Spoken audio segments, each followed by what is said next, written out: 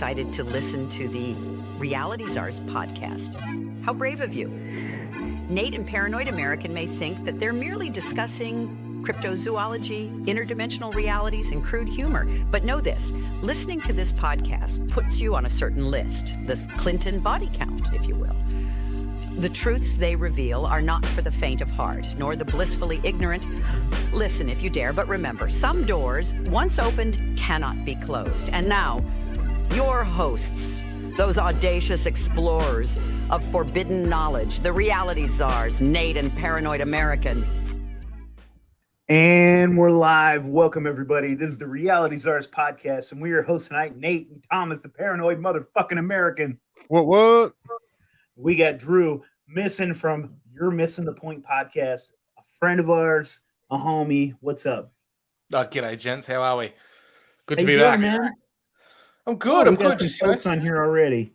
Just It's, surviving the craziness that is Australia.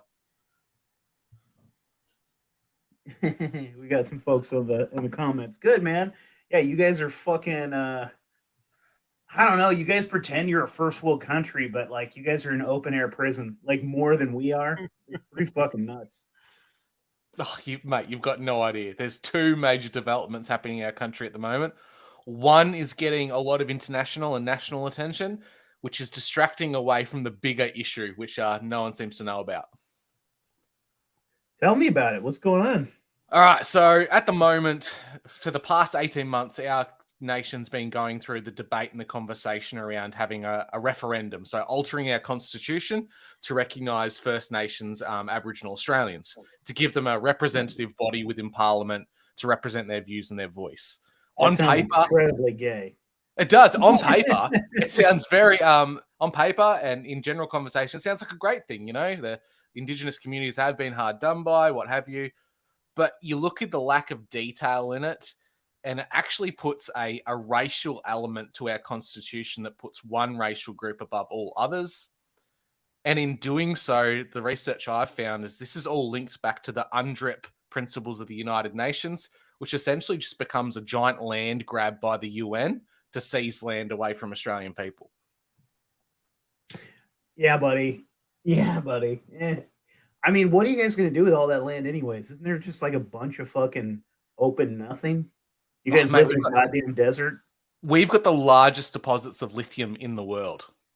So if the UN really wants to target First Nations peoples and put through treaties, they're using that as a mechanism just so they can strip mine entire areas to fund the whole green agenda and the renewable scheme. This sounds really scary in itself, like the level of that this is going to with the UN intervention into Australia. But it's all a massive distraction away from a misinformation and disinformation bill, which is currently happening.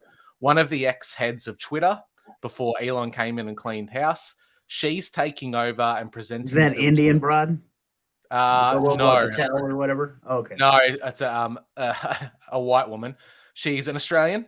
She was headhunted by the CIA in university, which she declined the job offer, air quotes. Mm-hmm. She worked at Twitter, she got the ass, and now she's presenting this misinformation, disinformation bill, which leaves her as an information czar if it goes through, and she gets to determine what is truth. So much so that there'll be $100,000 fines to any social media outlets that are found to be presenting misinformation or disinformation, and average citizens caught doing so can face up to 12 months in prison. Well, so let me just clarify something, because you were like, this all sounds scary, but it sounds like, you know, they're gonna start treating the Aboriginals better, and then they're gonna start making green energy. What's so scary about green energy, Drew? Yeah, you just kind of sound like a Nazi, buddy. I mean, if I'm being honest, dude, it sounds like you want to just keep burning, you know, carbon fuels, and you don't want to give any new rights to people that have been there that you stole the land from, quite frankly. Well, here's the issue. It's not actually giving Aboriginal people any rights they don't already have. But does it sound like it is, and it make you feel good about it? So here's the issue.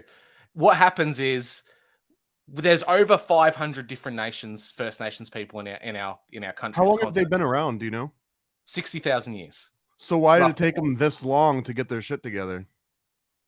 Like, The why do they First have to Nation? wait for a white, Australian lady to fix their shit? They had 60,000 years. How long's Australia been around? You know, under the operation of freaking criminals. Well, that's a bigger, broader issue. But the issue we find is that First Nations people, they are getting exploited, but there's also bad elements within Indigenous rights groups, government bodies that are representative of these people. We know it happens. Like, bureaucracy happens at all levels, and that the biggest danger is going to be they can't possibly represent all 500 different odd nations as one collective people. So what's going to happen is one larger group is going to dominate another one. They're going to take away the rights of those people, and it's going to be an absolute shit show. Democracy. Dude, it's gonna right? be like what they do with fucking it's gonna be like what they did with the fucking Indians. I'm curious to know if there was any like Freemason like kind of Thomas. You were talking a little bit about that, and I had some other folks come on and talk about that. Like the Native Americans were kind of like courted by the fucking Freemasons, and kind of I don't know. There's some A weird little shit bit. I mean, behind it. again, when you say Native American, it's like which of the 500 plus Wasn't it the tribes? Iroquois? And, so Albert Pike had a huge connection with a lot of the Native American population. In fact, he ended up acting as their like legal representative on behalf of like entire tribes against the U.S. government to secure them. So he was like a huge like hero as far as, you know, the white devil could be to like the Native Americans at the time. So yeah, there's some like really interesting like Freemasonic ties to the American Indians, although I'm not familiar if there was like a huge crossover specifically within Freemasonry outside of like Albert Pike's influence. Like if you took Albert Pike out of that equation, it might be completely isolated. Yeah, interesting. Okay. I thought I had read some shit too, because I had somebody come on and say that like there was a lot of infiltration with the like even now like some of like the reservations and shit. There's a lot of Freemasonry like involved in those areas, and there's like a big kind of like circle jerk, and maybe I don't know. That's interesting. And I was wondering I remember talking about that. I think it was Okinawa Strength, the guy that like is getting jacked after losing he a was the bunch one of who was weight. talking about it. I think he mentioned some of that, and I don't doubt that, because in like smaller areas, and I don't know if it's like this in Australia, if like some random podunk area, but like Freemasons still have like a little bit of gravitas and sway. Like if you go bring them to the big city, they're just like, yeah, okay, grandpa, like take your apron and like shuffle along.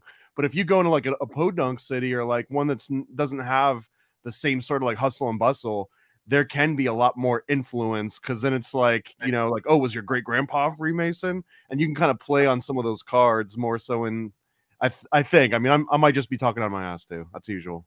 In Australia, compared to population density and geographical area, we've got the highest number of lodges than anywhere else in the world. Interesting. But I don't see a lot of they're all jesters, right? No, I'm just, pretty I'm just much. kidding. We don't see a lot of Freemason intervention in remote Aboriginal communities. We see more so the Marxist-Leninist infiltration, where there was a All the book same written thing, bro. Yeah, there's a book written in the 60s called Red Over Black, and the groups were actively trying to arm First Nations people to create an insurgency in Australia. Can you ever get banned from it? Yeah. Well, can you ever actually get censored for just showing your own face and doing that? Or I'm the Jewish fucking I'm the Jew meme. This one, the Grabbler. That guy was probably cool, bro. He gets bad rap just because he had a weird nose. My grandpa had a huge nose. Like, there's no problem with that. I got a little bit of Ashkenazi in me, so I think I'm allowed to say these things. Dude, you know what's crazy too is no one ever calls out like what was it, Rockefeller or Morgan, right? JP Morgan had that huge bulbous like rosacea infested nose, and he would hide from the press, and it made him hate people, because anytime someone got a picture of him, it would just be like, oh my god, look at that guy's schnoz, you know. So like he started to hate media and hate people. Those anti-Semites. Dude, like he man. But he never gets drug under that same bus as, you know, other parts of the population. Dude, I don't know how our video from last night is still on YouTube, but it is. Are we playing chicken now? I know. I'm fucking Yeah. Anyway, I mean, I definitely recommend I don't know how crazy you want to get. I recommend to everyone that we just inject, what was the horse paste called? ivermectin, dude. I still Ivermectin. have a tube. Yeah, I have the apple flavored ivermectin, actual horse paste that I took when I had the Rona for a minute, or I suspected I did. Like, I was sitting there on the toilet and I was like drinking whiskey, and I was like, I can't smell anything right now. And so, like, I literally just started like putting my finger in my whiskey and started snorting it, and like, because I figured, this will go fix it. And then I started like nomming on. I went over to like a fucking pet supply store. Literally, because I live in rural nowhere. So like there's like this place that sells hay barrels and shit. And anyways, I was like, like looking around, I was like, do you guys? And they were like, dude, we know. Come on. And the lady was like, yeah, I got it right over here. And I literally got the apple flavored fucking tube of ivermectin. And it's really simple, dude, because I'm a mammal, a horse is a mammal. You just do it by poundage. You like have this thing that, and I was sitting there eating it. It's disgusting, by the way. It tastes like shit. But after snorting whiskey and taking horse paste, I could smell the next day, and I was fine. Did I do the due diligence and say, now, have you tried drinking whiskey on the toilet first? Have you tried that one first? Very important. You know what's funny as shit, though, too, is like, I took a picture. I still have it. My son was like in the doctor's office for some reason, and they had a fucking vial of the fucking what's the other shitty one? So there's the Pfizer. Oh, the Moderna. They had the Moderna shot, and so it's just like there was a vial of it sitting there. He grabbed it and stuck it in his pocket and took it home, and so he still has a fucking vial of that shit. And I took a picture of my horse paste and fucking. I was like, Jesus and the devil. Which one do I choose? Like. Have you tried mixing them together to see what happens? Dude, my son's such a shithead. He was like, oh, here we go. Adam Baum, he says, I'm from Kansas and we snort whiskey too. Yeah, buddy. That's the real cure to fucking COVID right there. I've never heard that, bro. I've been in America my entire life. I mean, I've heard of a snifter, but I never knew that that's what a snifter was. Toilet whiskey just sounds like a revelation. Never been, like, doing shower beers are okay, but toilet whiskey? Hey, here we go. He goes, I'm snorting whiskey right now, goddammit. Yeehaw! Thank you, Adam Baum. I tell you what, dude, I've done like enough blow where I'm getting like stuck in my nose. And here, this is for all you guys. We got here, hold on, we're gonna start it out right. Canada. We snort snow. Come on, buddy, give it a little sniff. Put a little on your finger. Rub a little on the gums. Just get it warmed up. Right?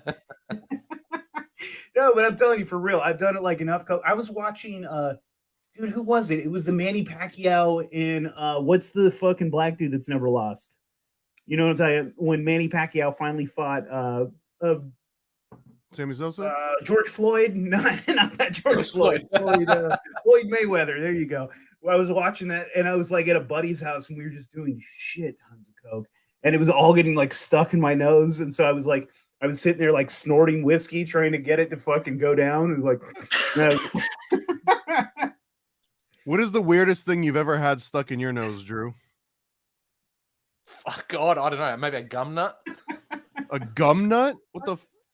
What is a gum nut? A gum nut. Google it. Bring a picture. A gum nut's just like it's a flowering pod that comes off gum trees. Wait, a flowering pod? What the hell? Burn says that George Floyd definitely lost. It's he didn't tap out.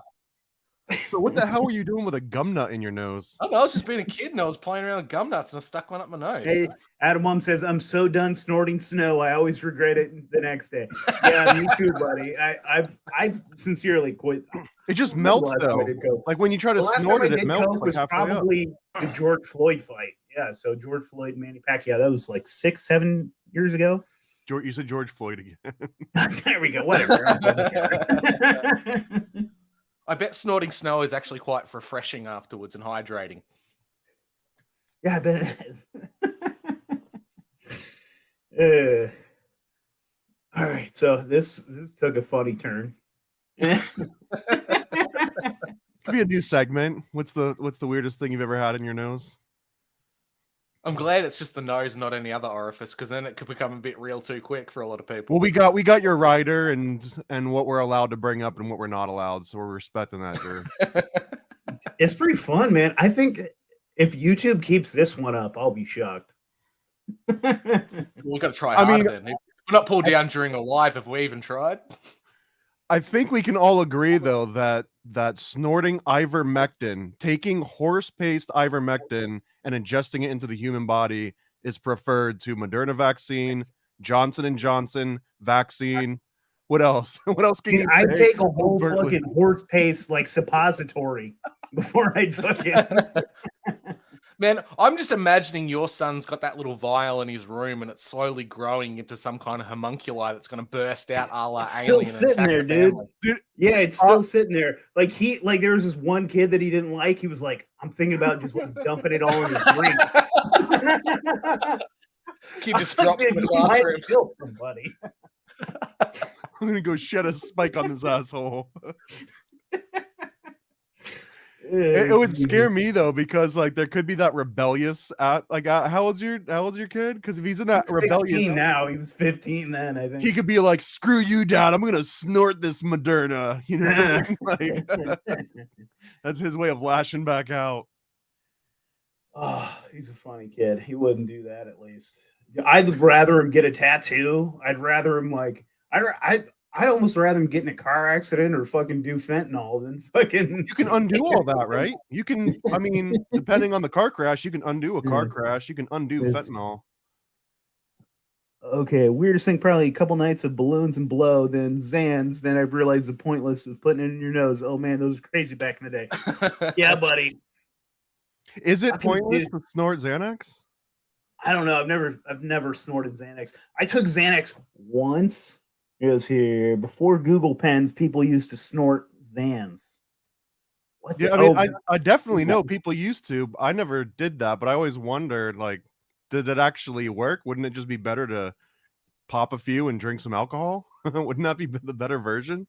Dude, I only took Xanax one time. I was 18 years old. I was a sous chef at this restaurant. Like, I was the one in charge. I was the kitchen manager at this point. And I was fucking the bartender. I might have been 19. I think I was 18. And I was fucking the bartender. And she gave me a fucking Xanax. How old's the bartender, by the way? She was 26. And yeah, dude, it was great. She could buy me booze. She would drive me around in her car. I was expecting 46, so kudos. Yeah. No, she was cute. She had big old titties. She's one dude that I still like. She got knocked up, but I was still anyway. I was a piece of shit. I was still with my baby's mom and my teenager's mom at the time, and I was fucking the bartender. And then she like quit and like left or something, and she got like knocked up and then hooked up with this black dude, and then she like moved to Minnesota. And I have no idea if that was like, I was always like, is that my kid? I have no fucking idea. It takes a village. We were talking about that before. We were talking about that before we were recording. How easily I was very fertile when I was a young man. I mean, I'm still fertile now. Like, I knocked my wife up the first try when we were like, let's have a baby. I was like, blap, she was knocked up. that story about you at the public swimming pool and the 30 contact pregnancies was wild. Chlorine couldn't kill those, dude. My swimmers are too strong. Any good swimmer can handle chlorine. I don't even know what we were talking about. Well, we started on Aboriginals in Australia and how it's like and somehow we got to snorting Xanax. Yeah, so that bartender gave me the Xanax, and so she was sitting there passing us drinks all night, and then I took a fucking Xanax with her. And then like that night, I have the keys and shit. I have everything. I'm like supposed to do the count, and like I'm supposed to like fucking lock the place before we leave, arm the alarms and shit. None of that happened. I didn't lie. I left the doors wide open. Like I was so out of it. I don't remember shit about that night. And I never took a Xanax again because I'm like a power control. You know what I mean? Like I don't want to be out of control. Like I can drink beers, I'm fine. I can fucking do like Coke, I'm fine. You know what I mean? Like that Xanax, I was out of my mind.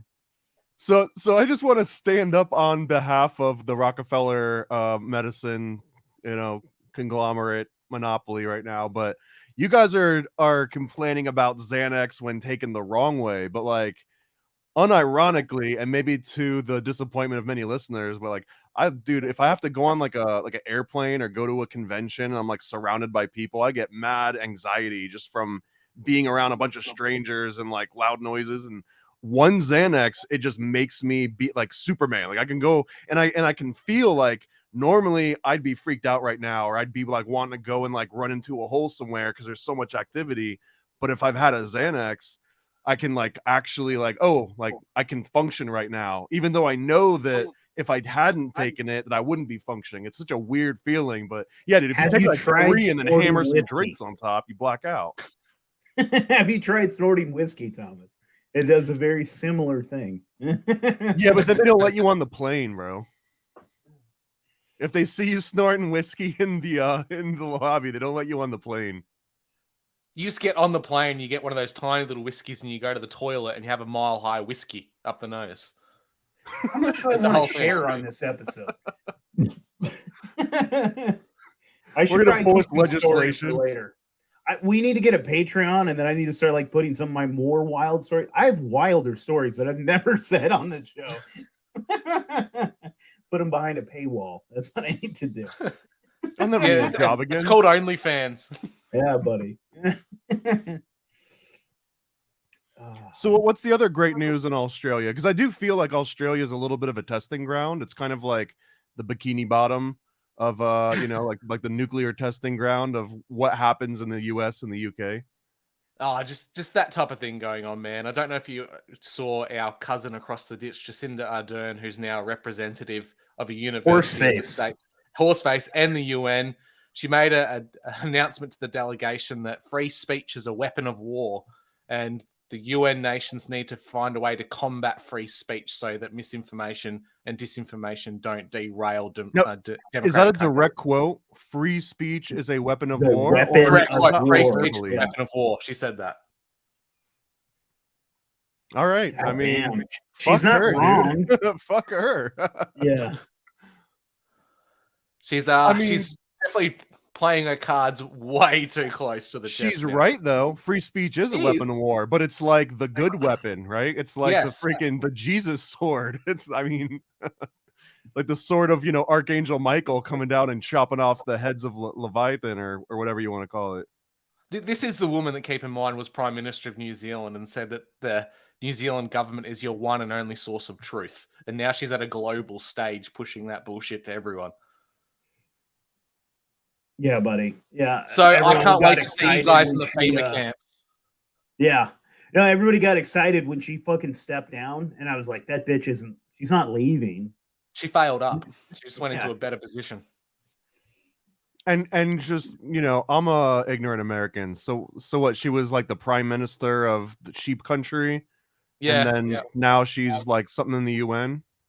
Yeah, she's got some kind of a position within an American university. I can't remember which one it is. One of the Ivy League. Probably Columbia or... So from the little sheep to the big sheep, right? Yeah, and she's like a representative to the UN Assembly, making all these it's all about digital technologies, free speech, what can and can't be said online, all that type of business. Dope. I feel like she needs an AI model. Yeah, maybe we should just start modeling an AI after her right now. I think you should, yeah. Buddy, yeah, get her with like do some of those filthy ones and then let's post them. What do you mean? I've never made a filthy anything in my life. Jacinda Ardern snorting whiskey up her nose. Let's see if an AI can create that. Now, honest question here.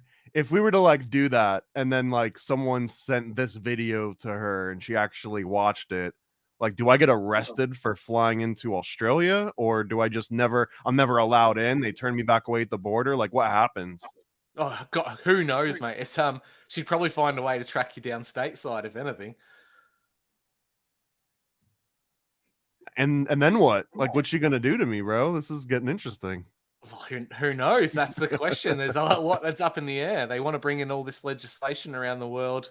America's debating the Restrict Act and stuff like that. The UK's already got one at the moment where police go onto people's encrypted air quotes chats and pull out information and arrest people. I think up to this point, there's been 3,000 odd people arrested for social media posts within the UK. And they get to determine are there any like really egregious ones compared to like really like stupid ones that shouldn't get anyone in trouble?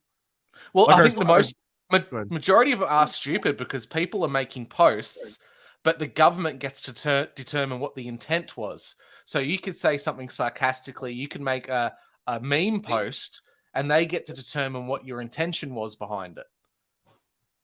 Mm. What if you're Aboriginal that's like dropping spicy memes? Is there going to be like a special clause? Who Like, knows? could a They're white probably- lady like send an Aboriginal to jail for making a meme? I think it would probably go around the other way, if anything. There's probably going to be a protected class to a certain degree, especially if treaties go through, which is an interesting take in itself because generally treaties are conducted during wartime and it's an agreement between two nations. Currently, those First Nations technically don't exist on a global stage. Well, how So- based are the First Nations people? Are they woke and gay, or are they fucking cool? Well, there's the mix. There's the city Aboriginals who are as white as I am that are very woke. And then you've got remote communities and mobs that are very traditional and don't give a shit about any of that stuff. They just want to be I left love alone. that they're called mobs. It's fucking sweet. Yeah, I gotta imagine some of those people are based and fucking hate all you guys' woke bullshit. I bet there's not a huge like gay population and like trannies in the fucking in the indigenous cultures and shit. Like they're not like trying to whack their kids' wieners off and stuff. I No, don't know, not like man. you see in the inner cities. Some of those cultures out there have been around for like what are the ones that you always said you wanted to join and like go off into an island and they like suck off their uncles to become men? You're talking about the fucking. That's actually close to you, Drew. Papua New Guinea. We were talking about that. They have some real fucked up. They have some real fucked up traditions. In one, Well, I Papua still New eat Guinea people in island, New Guinea. Dude, one Papua New Guinea island. If for the young men to become men, they have to like suck off all the elders and like ingest all their warrior sperm, like anally and orally to become fucking like warriors and shit. Just like out in Hollywood, that's how you become an actor. Mhm. What a connection. Hey kid, you want to be Superman or Green Lantern?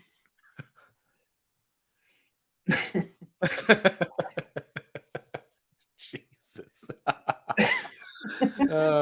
Dude, I'm curious. Does Australia claim Mel Gibson, or they like prefer to pretend he's American now, or like is that divided? Oh no, we claim him. We claim him. You claim Mel We've still got a country where we've got bumper stickers on cars that say "fuck off, we're full." We're a What country about that's got what very about the low Rothschild? Is Rothschild have a big presence in Australia?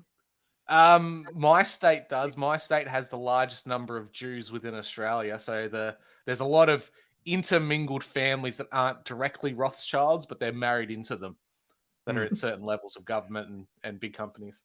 We need a fucking bell like Ryan Dawson whenever we talk about bing. Bing. The Rothschilds. Bing. But see, like I literally mean like the family line and not just like the broad group version. I know like sometimes when someone drops Rothschild, it's like a placeholder, but I literally mean like Ansel Mayer Rothschild and his 7 kids that he taught a secret language that only them knew, and then they had amassed all this wealth not because they were like dude whatever the face was, that's not the source of it. It was because they had a job but weren't allowed to own property, weren't allowed to buy things, and they like were forced to live like in between houses and like like in crappy little basements, and were never allowed to own anything, but they kept amassing all this wealth. And then at a certain point it was like, okay, now you guys can own stuff, and it's like, okay, I'll buy everything. And that was where like the thing flipped. But it was, when we say they, I mean like the Rothschild family, the one that funded both sides of wars and that funded Napoleon, and like like a very specific branch of them. I love the theories about the Rothschilds family that they have like a ton of illegitimate children in places, and that some of their kids they don't even claim, don't have birth certificates, social security numbers, any of that shit.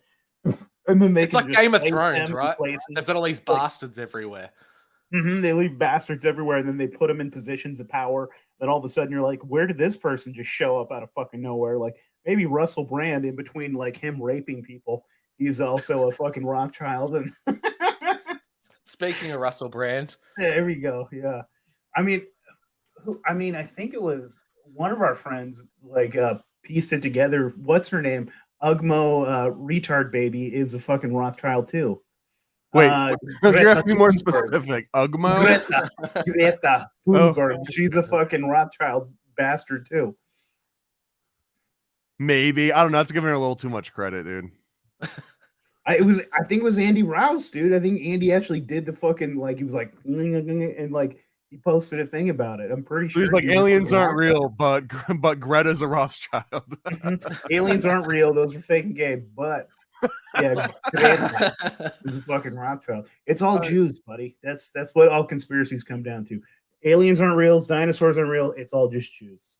Well, so actually, that's a good point. Not that I agree with the point. It's a good point because that's where like the political like schism I think exists within the conspiracy theory community in particular, and a lot of that comes from like a lot of people don't even know this name anymore, which I don't understand. Lyndon B. LaRouche, and he's the one that like really Andy pumped that Rouse. hard, LaRouche. dude. Rouse. Same thing. But I feel like I always bring this one up and beat it into the ground a little bit. But before 2016, maybe even before the Occupy Wall Street movement, right? Like right before Occupy Wall Street, if you were like, hey, I think the government's controlling our brains through MK Ultra, it was just like, oh, you're just a freaking whack says dude. this is going to be the last episode. But like right around Occupy Wall Street, it was like conspiracy theories started to get like left wing a little bit. All of a sudden, it was like, you know, like the people occupying the streets and were like down with Wall Street. Now they believe the 9/11 truth. But then there was like the Donald Trump sway when Donald Trump was like, I like Alex Jones, he's a good guy. And then all of a sudden it was like, oh, if you believe in 9/11, now you vote for Trump, and now you're this hardcore like right wing Nazi thing. It's like I feel like I've been riding on this pendulum back and forth over the last like 2 decades where it goes in and out. But that is the number one. Like when it gets into like the right wing Republican side of conspiracy theories, it's always like the Jays are behind everything. And it's weird how it always goes that route. But if you also look at how like the right wing is also in this country, like the fundamentalist Christian-y side, if you had to pick a side. So of course it's like they killed our dude, you know what I mean? And it's like the ultimate conspiracy. If the devil's constantly trying to trick you that like he's not there, that really does cater to this whole entire community of like everyone's out to get me. Satan's behind every corner. It's the ultimate conspiracy. But like when you get into the left wing, it's almost like people like it. Like, yeah, no, I know conspiracies are real, and here's why I want to be involved. And like I'm trying to, you know, like fight back. And here's my Rules for Radicals book. The only thing that can stop Satan that's hiding under your bed is to snort some whiskey before you go to sleep each night. That stops him from getting you. That's I don't think it does, dude. Horse paste and snorting whiskey, and then Satan can't touch you. Can you put like a little like a protection ring of horse paste around your bed at night?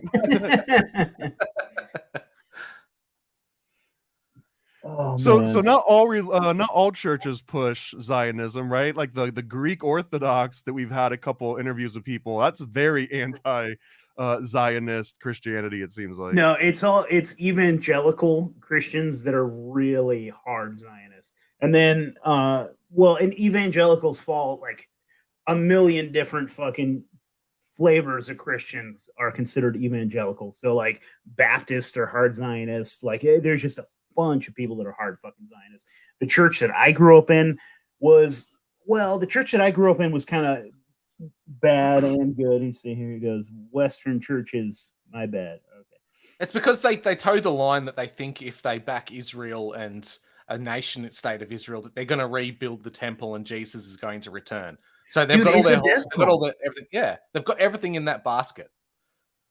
And what they don't have is they don't have any sense of history, and they don't actually look into any of this. They don't look into the Schofield Bible. They don't realize that all of this like started in like the 1850s of like these fucking theories, and that like Zionism didn't really arise until like the 1870s. Like this whole idea is just, it's so fucking new. You know what I mean? It's so fucking new, and they all just like they're just like hook, line, and sinker. I'll say this: the Zionist movement in 1870s, but it really took effect like the Balfour Declaration And that was when it's like, okay, now politically, like you've got some military firepower behind you that's going to enforce this like little imaginary line. And I'm wondering, do you think that we could ever have a president in the next 20 years that would just be like, Israel, not a fan. I don't think I'm really going to spend too much time with them. Or that would just be like a death knell immediately, right? Because now It would right the now. ADL would come out and kill you. I was like, would he be assassinated live on television? Because that's what it sounds like. Dude, the closest thing that we have right now is like what's his name? Vivek Ramaswamy is talking about like not funding Israel anymore. But like even then he kind of like cucks back and walks it back. Because I mean, I think he just doesn't want his entire family murdered or something. It's kind of selfish. Yeah, I get it, dude. Like, there's no goddamn reason. They're a first world nation. They have like tons of fucking technology. They're fucking prosperous as shit. Why do we need to give them hundreds of billions of dollars every year? And the real answer to that is because then they buy a bunch of our fucking weapons, and then it's just like this huge fucking they fund our military industrial complex even more. And like, but we also give them shit tons of money to what do they call that? They call that like they got that wall of fucking missiles that they can blow down everything. Iron Dome. Yeah, the Iron Dome and shit like that. And they're just like, well, why wouldn't you want us to defend ourselves? I'm like, well, can you do it yourselves? But the funny thing is, though, at what point is Israel and America two separate nations? Because the way I see it as an outside observer is it is their military industrial complex. Yeah. They've got their tentacles run deep across American geopolitics, corporations, everything. It's all part of the one entity, really. They just need to make the next US state Saudi Israelia, and they make the next US state. The US doesn't really have a lot of other, like buddies in that whole entire region. Like we've kind of, screwed ourselves a little bit with like global relations for that whole region over the last 100 years. And I don't know if we're going to have to repair that soon. The last 4 have been fucking that old sniffer pedophile's fault, because like we had homies with like Saudi Arabia. You're gonna have to be more specific, bro. Like you said that, and it's just like I got a room of like 400 people in my head now. Joe Bizzle. Joe Biden, the pedophile? Allegedly. Yeah, buddy. No, I'm kind of tipsy. I'm losing track, but yes. But Nate, what you're saying, like the Saudi Arabia has been backed by the US and set up by the US for the longest time. It's not just its own autonomous state. It's essentially the Arab version of Israel for American relations. 100%, dude. And if they didn't fucking play ball, we'd find a reason to go and fucking destroy them. Did someone say Arab Spring? So what's Australia doing for us? We're a part of the Five Eyes. So we're your set of eyes in this Asia Pacific region. Yeah, and what have you seen lately? You guys are like military bases in like the South China Sea, basically. Like that's so we can keep eyes on China. I mean, that's what you guys are. I got to admit, dude, when I was in the military, the Australian, what was it, like the Royal Air Force dudes, like they were badasses, bro. Like they were awesome. Oh, were you? Is that what you were? Yeah, RAAF. Oh, I saw that little fucking gleam in your eye.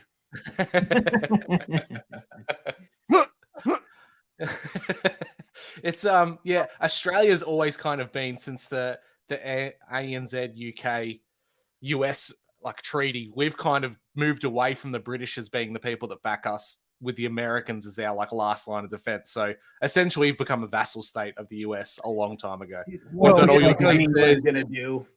Yeah, we've got the Marines up on our northern shores. We've got everything, man. That's the last thing that England actually had was like water supremacy. But now they don't have that kind of shit in this fucking type of world. And so they basically, like, all they basically have now is like, I don't even fucking know, dude. I mean, just like, I think they have a lot of power, but it's only because, like, I don't know how to fucking explain it, but like the only kind of fucking actual power they have anymore is like through like kind of secret societies and that sort of thing. Like, I think the royal family has a lot of fucking power, but Crown land helps. Crown make a land. They're still the strong biggest case, landowners in the world. that it's not even like England and the US and Australia at this point. It's like the corporate heads of Coca-Cola in Australia meet with the corporate heads of the UK of Coca-Cola, and they're like, we need to beat down the suppression that's happening in, you know, New Zealand or whatever. And it's not like the UK and the America are like fighting to protect their country. It's like these vested interests in the corporations. So at that point, like it's the same premise of US and Israel. Is it really US and Israel, or is it like Lockheed Martin and whoever is buying it up in Israel and Halliburton and, you know, Yeah, society? buddy. It's bigger than countries, dude. It's bigger than borders. It's these fucking giant fucking international corporations that actually are running the fucking show. Yeah, it's big whiskey. Big ivermectin, bro. They try to take ivermectin out, man. Remember, it was like you were an idiot if you even thought that it belonged inside of a human body, and that if you even posted the concept that ivermectin was for the human body, that would get you banned a long time ago. Like Well, a they year banned ago, it, right? yeah. I'm It was flat out I'm banned, team yeah. horse paste. I don't know what to tell you guys. I'm fucking hard. Ivermectin was banned in Australia. It was banned in Australia. As soon as Americans started taking it and like Joe Rogan's were promoting it, the TGA, our Therapeutic Goods Association, put a blanket ban on it. And the only way you could use it was if you got a doctor's referral to treat river blindness. There's And people it's in the only- river like putting water in their eyes. like parasites of the eyes. It's used to treat that in remote indigenous communities, but it was only one use, and they were very rare to even hand that out. It's only just come back on the market again, but you still need a doctor's referral to get a hold of it. Did you also You guys have have apple flavored, malaria down there? or is it Vegemite flavored ivermectin over there? VB flavored. Fucking hey, buddy. Kangaroo flavored. Have you God eaten damn. kangaroo? Is it like a It's really popular good. thing? It's very lean, very lean. We're one of the very few countries that eat our coat of arms, which is good. So emu, kangaroo, beautiful. Is it I eat a normal? goddamn bald eagle. I don't give a shit. Is it normal to eat like roadkill kangaroo, or is that like seen down upon for just like the bumpkins?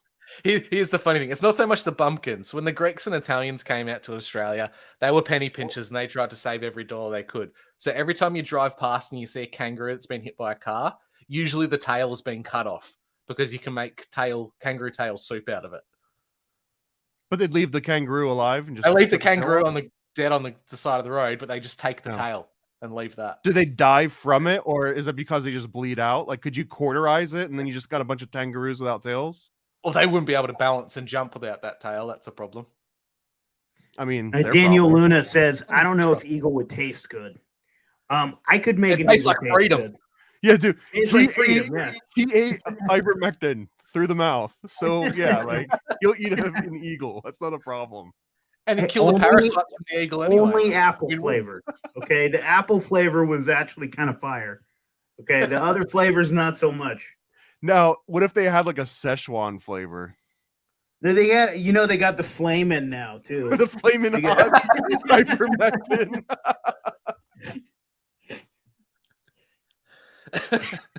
Oh, That's gonna be the cover art for this fucking. that's the next meme, dude. Flaming hot ivermectin. Lamas. Yeah, it's good shit. It says that the Flamin' Hot Ivermectin challenge next, and see a bunch of kids die from it. Did you hear about the fucking kid that died from the one chip? Like Yeah. it was legit in the 7-Eleven. There was like a whole fucking stack of them. And I should have Yeah. bought them, dude, because those things are selling for like crazy money on eBay right now. Because they took them off the shelves. The fucking Packy one chip. Now, did he die from the chip or did he die from the jab? That's He the real fucking question. well, that's the real question, right? But yeah, he goes. My mom was able to get ivermectin prescribed here in Canada, but her insurance and the government plans refused to cover it. She had to pay for it herself, but it cured her C19 in half the time. Buddy, go to the fucking. I swear to God, this sounds crazy. Right now, you can go to like websites. Well, first of all, you can buy anything you want from India, dude. I bought all kinds of wild shit from India. I can get anything I want from India. But secondly, you can go to legit pet stores from petco.com right now. you can get ivermectin for dogs, and it's the same thing. And I'm pro horse pace in this. What's the chance that we could actually find an ivermectin sponsor that would like just like an affiliate code, right? Yeah, Can we buddy. I set don't up, know. like chewy.com and then get like ivermectin discount code? I swear to God, I got a tube of apple flavored horse paste in the other room. I can go grab I it. see here. No. I can grab the Moderna bottle too, and I can hold it up here. Kills parasites and gets sled in your pencil. Yeah, it'll treat your hookworm, but I don't think these ones have flavors. Oh, it actually does have flavored, but it doesn't tell you what the flavor is. God, there was a guy in Australia who could get the closest thing, which was in like an aquarium treatment of parasites for fish, and he took an entire bottle of it and had liver failure. Yeah, and then we hear about him dying, and then you're like, people are literally trying to buy fucking hydroxychloroquine and fucking kill themselves. Correct me, wasn't that like the guy's wife tried killing him, or was that another one? Yeah, I'm pretty sure the wife fucking murked him is what happened, and she was like, he was trying to cure his COVID. He was about to vote for Trump. I had to do something. It was self-defense. She had just forced eliminating through them all. God damn. So what's the good news from Australia? Like, what are the good things coming out of Australia, Drew? Or is it all just like you're ruining it for everybody else? Well, it's spring at the moment, so the weather's getting good. Well, I don't mean good for you. I mean good for the rest of the world. Rest of the world? Just winter? Is there anything that Australia is doing right now that you personally feel is for the betterment of the world on some level? Or is it just like you guys are just the breeding ground for like the worst possible shit that's about to happen to the rest of the countries? Oh no, we are the canary in the coal mine. We're Sodom of the South, man. It's not good. The amount of socialist left shit that's going on here. Well, some people were having fun in Sodom. Socialism. They were somewhere, yeah. But no, nothing really overly good. If there was something I could promote that was a fantastic thing, I'd be doing it all the time. But unfortunately, it's not really happening. That's disappointing. I don't like Australia any more than when we started this. Hey man, you don't have to though. Like you guys are up, bro, because like I can't stand the British accent. It always feels like they're talking down to me, like Australian. And I'm gonna do the whole bit, but man, the guy that got kicked off of SNL recently, he had a great stand-up where he's talking about like it's hard to listen to Australians, and like if there was an Australian on 9/11, like, oh fuck, the plane's coming, and like everyone just kind of like laughing at the accent because it's so adorable, even in like a tragedy. Yeah, there's another skit that talks about in science fiction movies, they always have the American or the British accent and they don't use anything else. Because could you imagine an Australian in like the 31st century fighting aliens? It just instantly becomes a comedy. It can't be taken serious. Well, Dead Alive, right? Dead Alive was that was New Zealand, not Australia, but it's like even if it were scary, none of the accents allow you to be scared, and it just turns it into a comedy the whole time. Oh no, zombies! Hey, bro. Okay, guys, for the Lord. So what's been going on with you guys? What's new in the States? What's happening over there? I don't know, a bunch of fucking bullshit that I don't fucking pay attention to.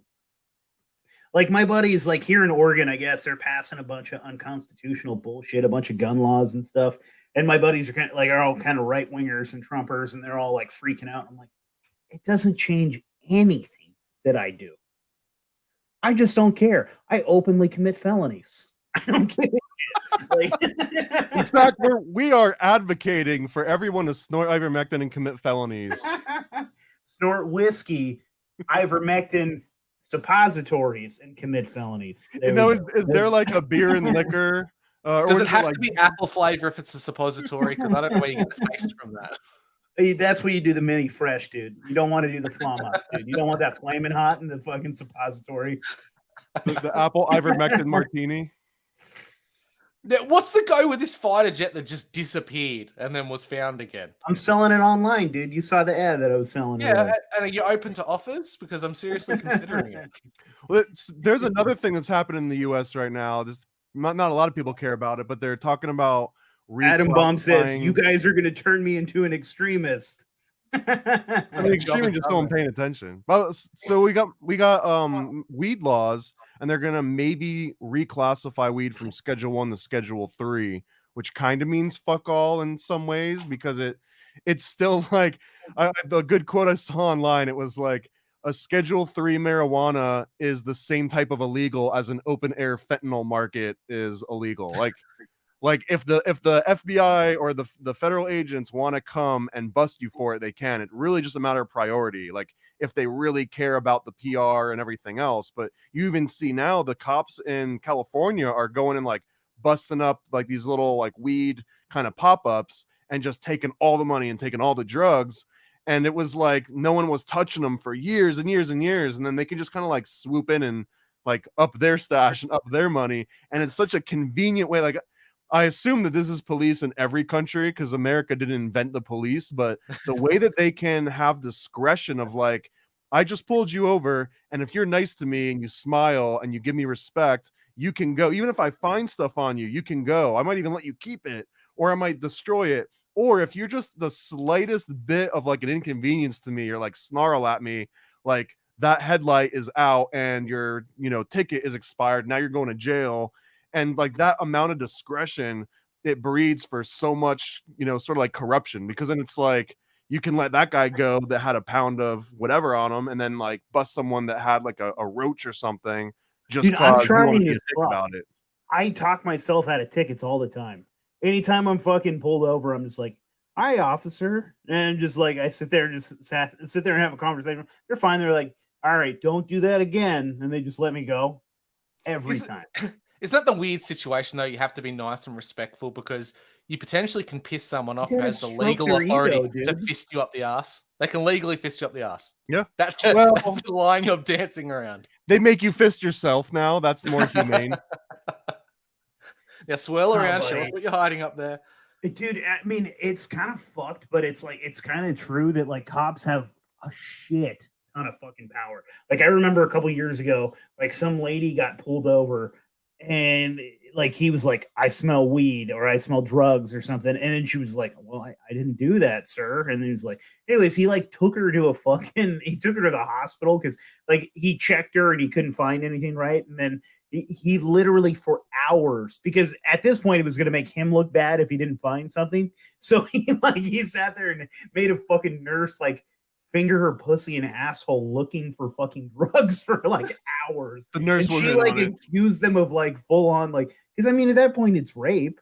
Like you're just sitting there in a hospital bed straddled down while there's fucking fingering your crevices looking for imaginary drugs that are complete bullshit. And dude, I don't think that cop even got a slap on the wrist. That woman just got fingered by a nurse for fucking, I don't know, a long time. It's really fucked up. That's an interesting premise, right? Like a TSA agent, if they did the same motions out in public, like they'd be arrested and on a list somewhere, right?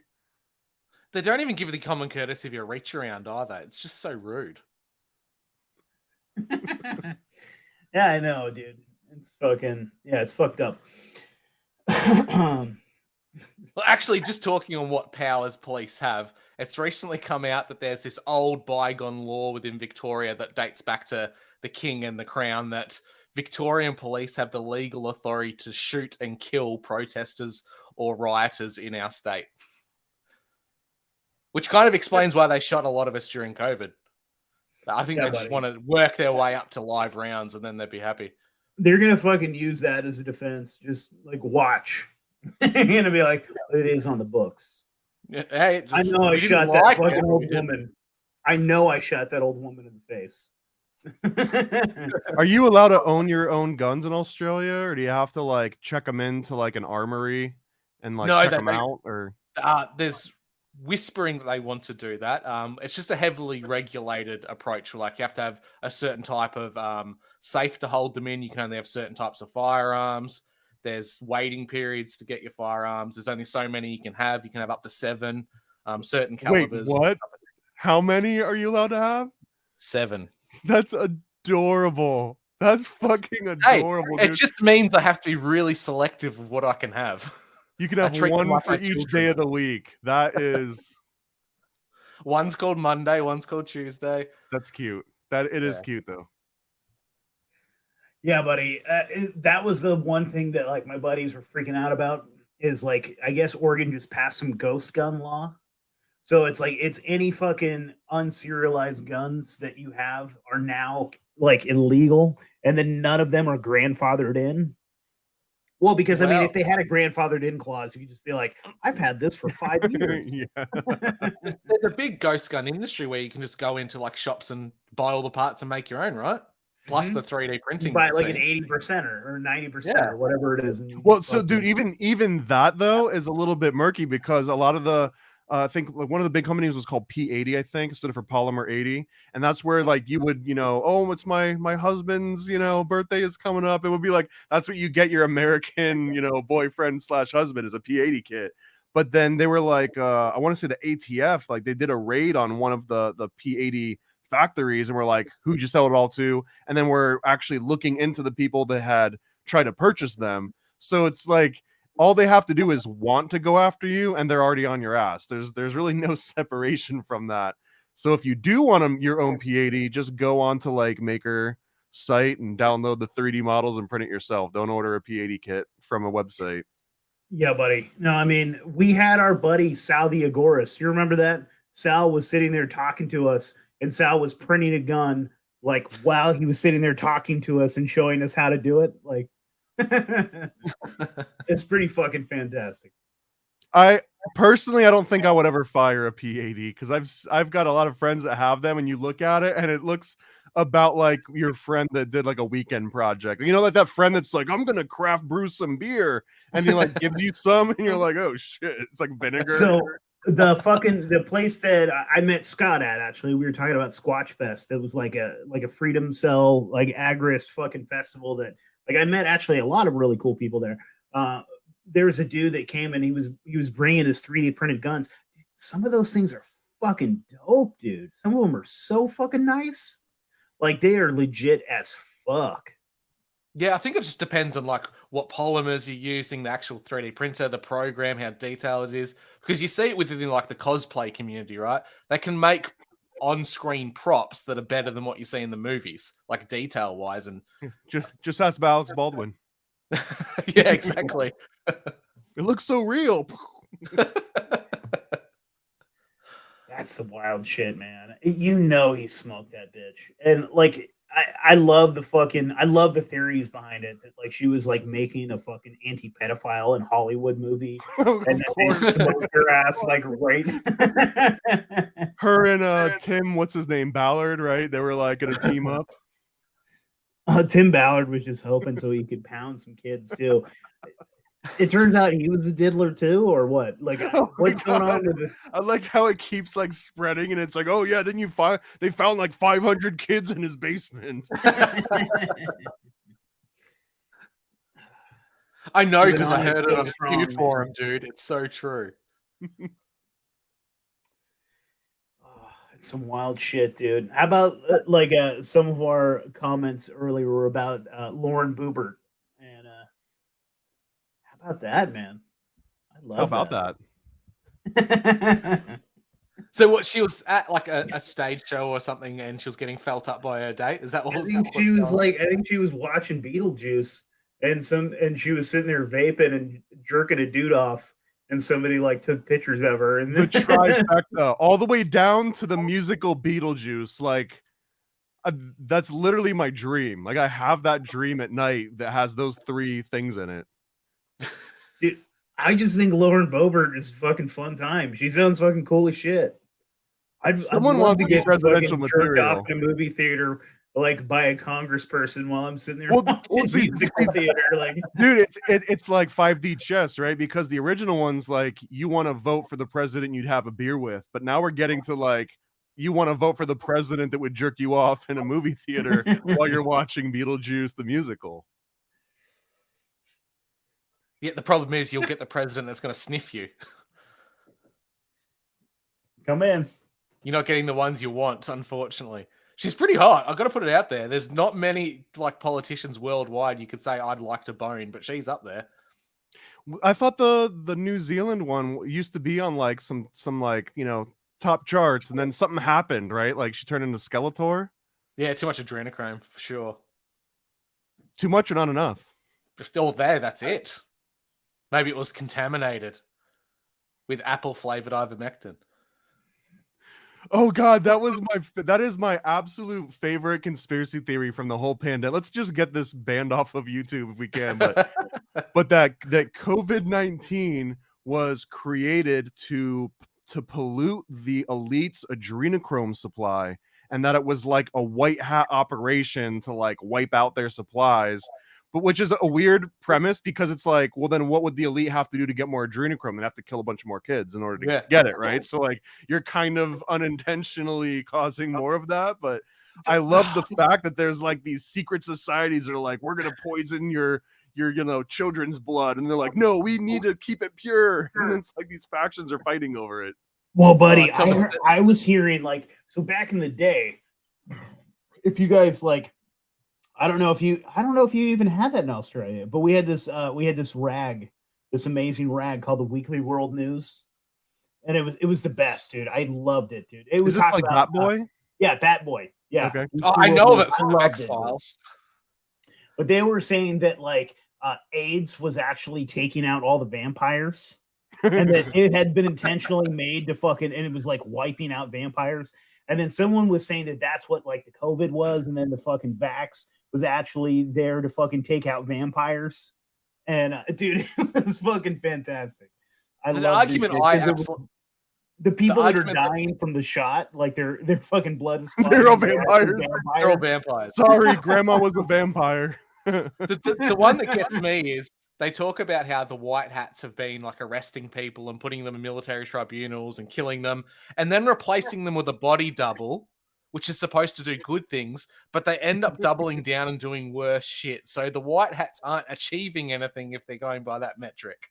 They're replacing, they got to get in there, replacing them with worse people. They got to get into the inner circle, and you can only do that one way. Well, we just had Ryan Christian on not that long ago, and we were talking about, dude, if we had that one on YouTube, I think that would have fucking nixed us. But he was talking about how all the fucking vaccines and the shedding and the self-distributing like fucking vaccines and stuff like that. Like every time I think about that, though, I think about how like these elites that are fucking supposedly poisoning us with this fucking vaccine, if they're self-distributing, aren't they going to get it too? So have you ever seen Utopia, either of the series?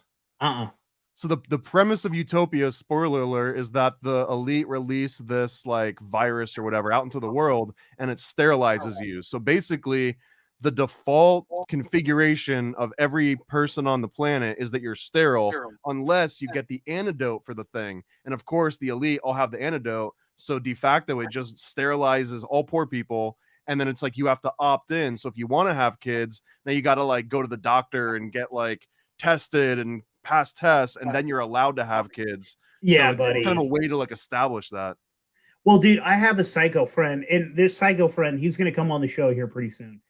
We sit there and have these long philosophical conversations, and he tells me he's an anti-authoritarian, but then he also tells me that like based off IQs, we need to Tupa, if you're listening, buddy, I love you. He says that we need to sterilize people that are too stupid. Well, that's like exactly what these long conversations. That's exactly what the IQ test was originally made for. It was by the eugenicists, and they had questions on it that had like a picture of like a badminton racket, and they'd give it to like a poor kid and be like, "What is this?" And the kid would be like, "I don't know." And they'd be like, "Well, you're too stupid to ever have kids." Snip, snip. You know what I mean? But it was like a cultural thing. Like, of course, you don't know what a freaking badminton racket is. But this is the best thing ever, though, right? Because like they couldn't ops wise, if they were to literally go through like, you know, the ghetto and through like poor people and through all these areas and legitimately snip people, that would be a fucking problem. That would make them look bad. But if they were legitimately like trying to like give people a medicine that would help them and help cure them and things like that. Oops. Yeah. Oh, I'm so sorry. You can't have fucking 30 kids in the pool anymore. Fucking assholes. Here's a bit of a correlation. When the vaccine rollout happened in my state, the birth rates were in like the tens of thousands in my state out of a population of 6.5 million. Then in 2021, it was dropped a little bit lower, still in the tens of thousands. And then in 2022, it dropped into like the 2-digit numbers for birth rates. Is that when you were staying inside, Drew? Yeah, but it's not like people stopped fucking because they were inside. So there's definitely a correlation there. And causation isn't the correlation there, but that's something that people aren't really questioning. It went from thousands born in a single year over a time frame to being in the tens. I don't have the exact numbers on me, but it was a hell of a drop. It was like a 99% drop in birth rate in one single year.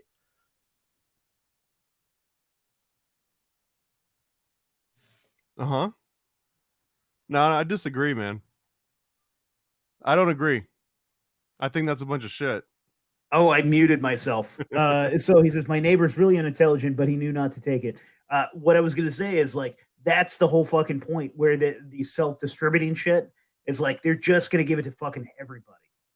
Because what do you guys think about, like, I'm actually curious because I have like tons of fucking listeners that'll fucking message me. And like one that I get a lot is that people telling me they think the population is way smaller than we think it is. And I kind of agree, dude. I think maybe there's like a couple billion tops on the planet right now. Do you think we're really at like 9 billion? I don't think there's a human being on the planet that can actually conceptualize the scale of the world population. It becomes an abstract number once it hits like over 1 million. So I think whoever thinks they have an opinion on that is full shit. It's all metrics anyway, because we're clouded by density. We see density of lots of people, but we know that there's people in lots of regional and rural areas, so we can't really conceptualize the two in any way, shape, or form. And some people like to live on top of each other. Some people want to live in like a New York City, and then some people want to live in like a Plano, Texas, right? Yeah, exactly right. So I think that the difference between like someone from Plano of like, hey, do you think the world is overpopulated versus someone in New York, you probably get wildly different answers. I don't know how accurate this is. It's probably just BS, mainstream stuff. But it was like if you put the entire world's population into Texas, there'd be enough like land to actually let everyone live there. Like if you provided the resources for everyone to do so. So it's not like we have a space problem, and it's not even like we have a resources problem. We just got a Zionist problem. We have a Zionist problem. Yeah, we have we're too big to control problem. And I think that's really what it comes down to. There's too fucking many of us for them to control easily. There's definitely too many Nates out there. Dude, who knows how many you've got? I've heard scholarly arguments that I fucking agree with, that the problem with the population at this moment is not overpopulation, it's actually underpopulation. And that the amount of people that we have right now are like, they're too fucking old. Like that's the big fucking problem. And so they're getting too old to like contribute or whatever, right? They're not moving machinery or working in fucking shops anymore. They're just fucking old. And I love my old folks. I'm not saying get rid of them. What I'm saying is like, we actually need more fucking kids to keep up with what's the word I'm looking for? Anyways, because the dude that broke this down said that like in the next 10 years we're gonna fucking feel this, and we're gonna feel it fucking hard because we're not keeping up with the fucking population, and that like our fucking infrastructure is gonna start falling apart hard. Well, look at Australia's only got a population of 26 million roughly, and the average person has maybe 1 or 2 kids max. So that's why we've got such a high intake coming of immigration over the next 10 years. Like we've got 26 million people, and over the next 5 years, we're going to get 2 million additional people into the country all at once, which is going to be a huge impact on the society, economics, everything. Like we don't even have the infrastructure for that many people, but we need them. It's a damned if you do, damned if you don't situation. Well, and there's another option that it's not going to win any favors over, but ancient cultures, when you got to a certain age, like the elderly class, they would be like, I don't want to be a burden on my town or my family anymore, and they would just like walk off to a cliff and kind of like die of exposure, right? Which Leave basically them to the like, wolves. yeah, you would. Dude, we talked roll, about you that, would dude. freeze to I death, just or- was talking about this with my fucking son that, like, yeah, old people at some point, when they knew they weren't contributing anymore, they knew that they couldn't, like, keep up and shit, they would, like, with dignity, with their final strength, they would climb up to the top of the hill and jump off the fucking cliff. Well, and it like was so, like so it a- has a practical reason, but then there's also like if you guys ever heard of, like the King Kill 33 ritual. I don't know if you're familiar with that, Drew. Have you heard of this, Nate? King Kill 33? I'm not a Freemason. All right, buddy. kids. We'll pull up the years, Tell me 'cause about it. this is an important history lesson for everyone worldwide. But so the King Kill 33 ritual is this sort of assumed Freemasonic assassination ritual. You know, that's kind of like the conspiracy version of it. But that JFK essentially was part of this King Kill 33, and that they murdered him in this like ritualistic fashion inside of like a certain procession, but that the King Kill 33 ritual dates back probably to like Phoenicia or before, but it's essentially when like the elder of a family or a tribe starts to detect that they're like on their way out.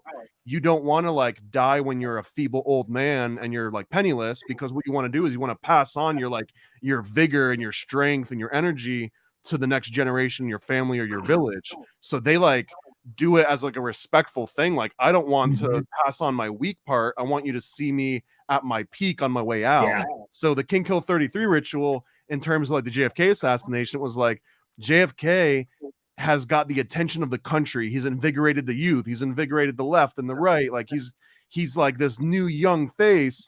Let's kill him and take that energy and reroute it to like the grumpy old LBJ in the plane, right? But it was like you typically, that's why like not going to take out Biden probably, because you take out Biden when it's like a little like whiff of like, you know, queef dust that like spurts out from his orifice, and there's not a lot of energy that you can use to redirect that.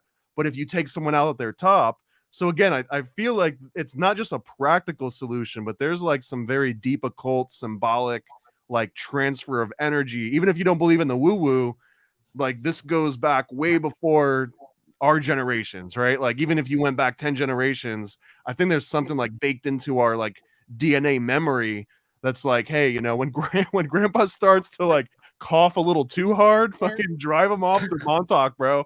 Push his ass off the cliff, man. Now, did Corey Hughes delve into that with his research at the moment with JFK? That's the ritual side of things. I do recall some information. Yeah, so this is based on, I think, the research by James Shelby Downard and Michael Hoffman. I might have one of those names wrong, but that's the premise of it. But man, it goes into like West African culture and further. Crazy. So I'm just saying, there's a practical way to get rid of the population, but it's not letting grandma and grandpa spend all of, you know, your inheritance money on Margaritaville and living IV in Florida. treatment. Yeah, well, hey, slow down a little bit there. Well, buddy, I mean, I think about it too. It's like I'd rather die with fucking dignity. And I do, like, this is fucked up. And legitimately, I want old people that made their fucking money to enjoy it. But I do think about that, dude, because like you do spend like 98% of your money when you're fucking old. It's like it's fucked. But I'm thinking about like my wife's grandma. She's sitting there like getting the most expensive fucking treatments, like spending like thousands of dollars to extend her life for, I don't know. I mean, she ended up croaking. She croaked about a year ago. So rest in peace, grandma. She was sweet and nice.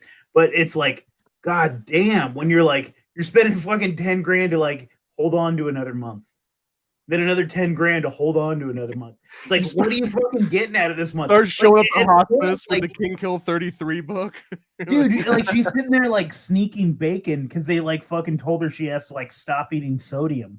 And I'm like, just eat the fucking bacon. Like, you know what I mean? Just fucking live out this last, like decline the fucking last medication, whatever it's going to cost you. And what did you really want to do? You know what I mean? Eat some fucking bacon. Do you want to get your bean flicked by some hot, like Puerto Rican dude with like ripped fucking like washboard abs? Like take that 10 grand that you were going to spend on your life fucking like saving medication and just have him eat your pussy for a month. There's you know what I mean? Just like have him eat your pussy while you're eating bacon, and like you know what I mean, and just have some fucking fun, and then go out that way. Like to me, that would be so much fucking better. There's a Bill Hicks routine that I'm not gonna repeat, but it's basically he's saying that when you get to a certain age, you should be able to opt grandma or grandma in to be like an extra in like a movie where if they need to like chop someone's head off or blow them up, and the punchline's like, do you want your grandma to like go away into a hospice and spend her days kind of alone and just getting lonely, and she's like waiting for people to visit her and call, and then she starts to not recognize you as much, and it just kind of like slowly slips into despair and dementia? Or do you want grandma to meet Chuck fucking Norris? Like those are your two options. Well, that could be the answer to the homeless problem as well, right? Like it's very hard to use special effects to make it look like people are really getting their heads caved in. Why don't you use the homeless? This is for all the anti-AI people out there that are like, don't let AI take over Practical Hollywood. effects. So we are pro SAG, right? Screen Actors Guild right now. This is for the unions right here. We're saying like use the homeless as special effects instead of AI. As long as it's voluntary, right? We're voluntarists here. Mm-hmm. Love it, man. I'm sure if they got a little bit of whiskey and some apple ivermectin, they'd be all for it. Let them snort all the whiskey they want, and then we fucking. In this scene, you're going to be hit by a car. Are you okay with that? We make the new John Wick film. It's fucking. It's a win-win, dude. I'm pretty sure the death panel people would be on board with us coming up with this plan. They seem Dude, like they sincerely, for it. who the fuck decided that like I can't like so if legitimately, let's say that you fucking like murdered somebody and you're on the death, you're gonna get a death sentence. Cruel and Unusual. Can we just say like Hollywood can have them and we can have them for like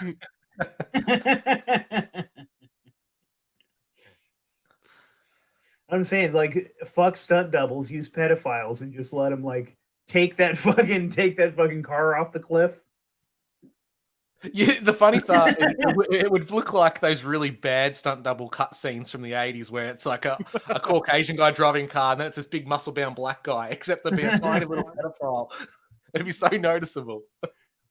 It would go from Ryan Reynolds to like John Podesta in one scene. But you know what? People, I think, would just be like, as long as they knew it, they'd be like, sweet, and they'd get into it. You know what I mean? Like, we wouldn't care. All of a sudden, you see that little twink petty that you go and take that fucking car off the cliff, and we're like, it's like, and then you can really just be like, yes. You could really enjoy like horror movies again, like the next The Saw bad movie. guy really dies at the end. Yeah. Dude, can we have like a real Saw movie where we have like all just pedos in it? Each film could have its own pedophile kill count. He was like, you have 7 minutes to. I haven't seen the Saw movies in a long time, but you have 7 minutes to take that off your fucking head, or you're gonna die. You know, that sort of thing. I love it. Well, I want to. There's a scary aspect of this whole like, what is it, the Sound of Freedom movement thing, where everyone's like, that's going to be the new Satanic Panic, where there's just like a pedo under every single person's bed and couch and behind every. There's one in the White House. Well, I mean, yeah, but I mean, but what's scary though is that I don't know. I'm sure that Australia's got something similar. We've got, what do they call like the Amber Alert, and this is when like there's a suspected like kid was abducted, and they just put in an Amber Alert, and it's like, here's the car, here's the person, here's a license plate. How easy would it be though if it was like Drew pissed somebody off and they're just like, oh, Amber Alert his ass, and now it's like you're fighting the entire city that all thinks you're like the worst possible person that could ever exist, but really it's like you just pissed somebody off that had the political power that could like type your name into a fucking screen and hit the enter button, right? But I mean, like, we're gonna work ourselves up into such a frenzy that someone could just like witch hunt it and be like, you know, Nate diddled a kid, and then all of a sudden it's like you don't even have to bring him to court anymore. The whole town ostracizes him and follows him, and they know his license plate. Then it becomes like one of those novels where the whole city just stops what they're doing and hunts the person down for sport. One of those dystopian futures. Everyone's going after Nate with a baseball bat, hunting him down because he's been on the Amber Alert. Purge, but it's just one person. It's just yes, Purge exactly. Dude, I loved Smear the Queer when I was a kid. That was a fucking fun game. I loved it. This is just live action. This is like you take the bumpers off the bowling alley, and we're just playing real Smear the Queer.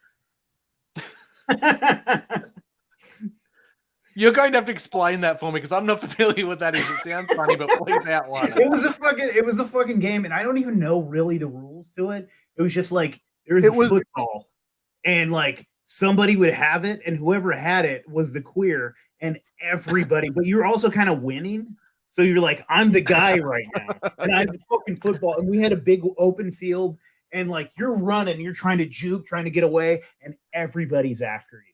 Everybody's trying to fucking take you out and tackle you and do whatever they have to get that ball from you because you're the queer at the moment. Well, and they want to be the queer. That's the whole premise. I love that part of the game. Is it like, Nate, how dare you be the queer? I'm the one that needs to be the queer, and there can only be one, right? And it's like you're constantly showing your masculinity to fight over who's the queerest.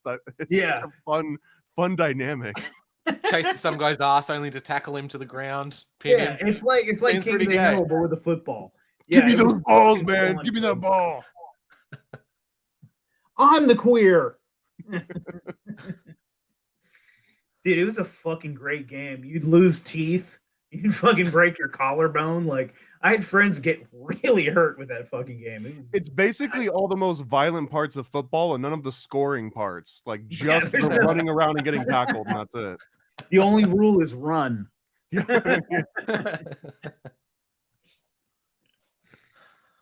the modern version of that? There's got to be like a modern name for that. I guess it's just flag football. I don't know. All these kids are fucking weak pussies. They don't even let them play dodgeball anymore. Did you grow up with dodgeball, Drew? Was that a rite of passage for you? Yeah, we've got dodgeball here. They didn't ban that yet? I mean, those are deadly flying missiles. So no, they just have to change the color of the balls from red to a different color because it's too Trumpy. They all got to have serial numbers on them in case someone gets taken out. They can trace it back to the factory.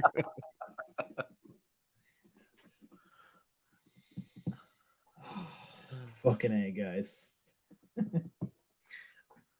I don't know if we covered a serious topic this entire time. Well, here's one. Can you give me a reason to want to go to Australia other than just wanting to hear accents all the time? Is there anything I can do in Australia that I couldn't do here? What? Oh, well, I was going to say you could come and punch a kangaroo, but I'm pretty sure you could do that. Just go down to a petting zoo and do that as well. They've got kangaroos in Orlando. I hate to break it to you. I could drive 40 minutes and punch a kangaroo if I really wanted to. Can you film that and send it to me? Because I'd find that quite hilarious. I could, although I'd probably get my ass kicked by a kangaroo, and I'm also not big on animal abuse. I'd rather punch an Australian than a kangaroo. Well, if you wanted to experience the world's largest free-to-air prison, that's probably a reason to come to Australia. Just to visit, a fly-in, check out how bad it is to appreciate home more. So no reason. There's just absolutely no reason for anyone that already lives in a free country to ever want to go to Australia. No, dude, Thomas, you already have nice beaches in Florida. I find it so hard to want me to leave Florida. Like I went to Boston recently. I like the weather, but I was also like, no one's selling K2 and bath salts in the same store anywhere here. So it just felt weird. Like it didn't feel like I was free anymore. Do you guys still have K2 in Australia? Is it like it's like a different world out there? Are you talking about ketamine? What's K2?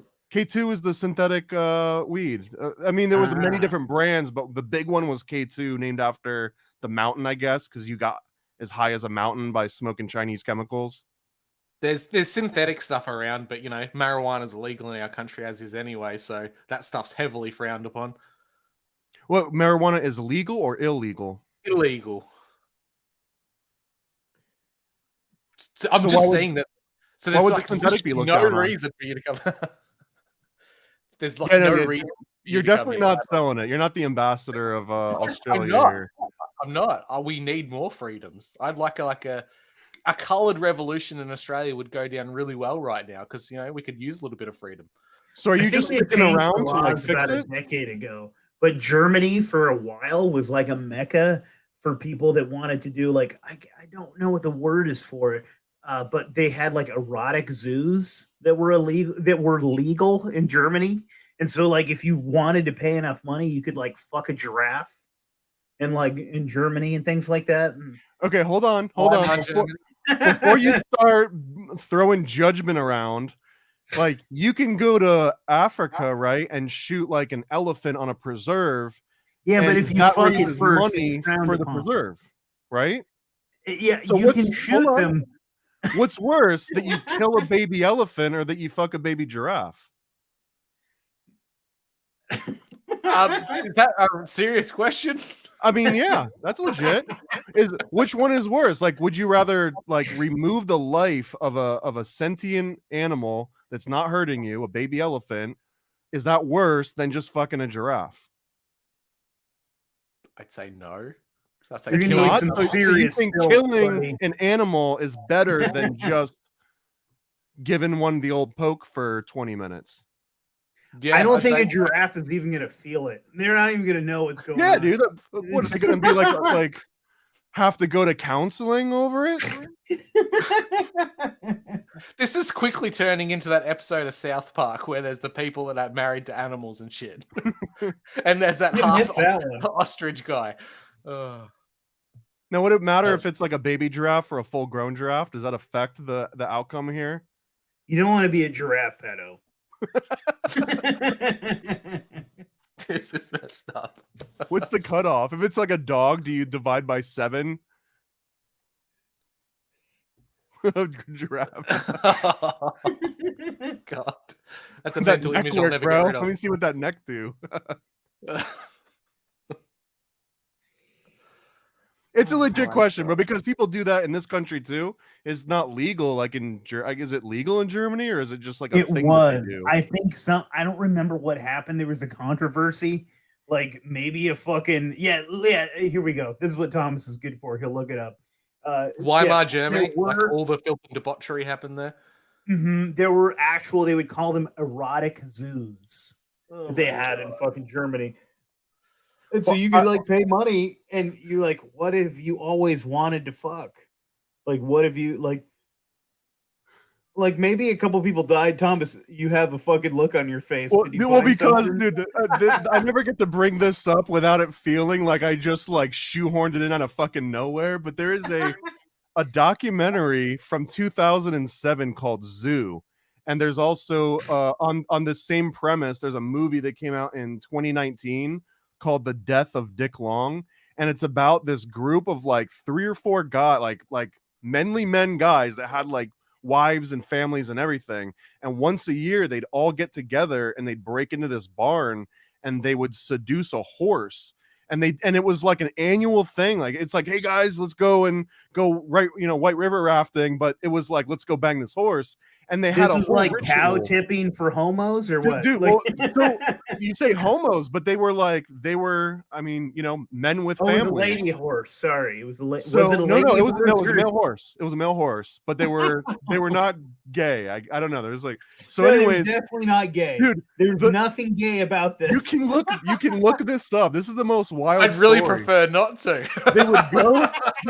They would go I to need this that in my like search history. they would go to this particular horse, I guess, and they had like developed a connection, and they would like sit around the horse and wait for the horse to pick one of them. Like, it would come down and like nuzzle one of them like on the Like- back of the neck, and they'd basically be like, oh, they picked you, and they'd go out, and I guess they were doing this for years and Were years. they fucking the horse or getting fucked by the horse? They were getting fucked by the horse.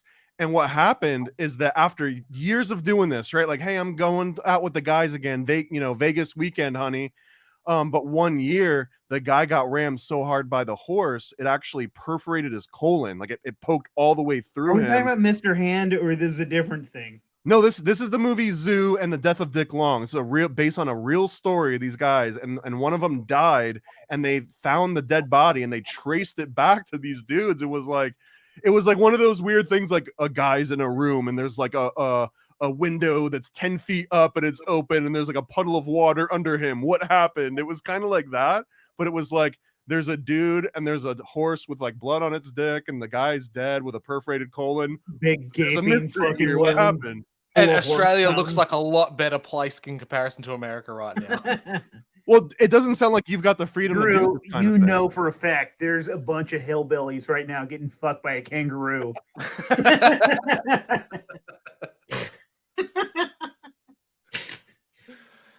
Don't act like you're better than us. Thomas started this by saying they were manly men. These were. I mean, That makes it fun, right?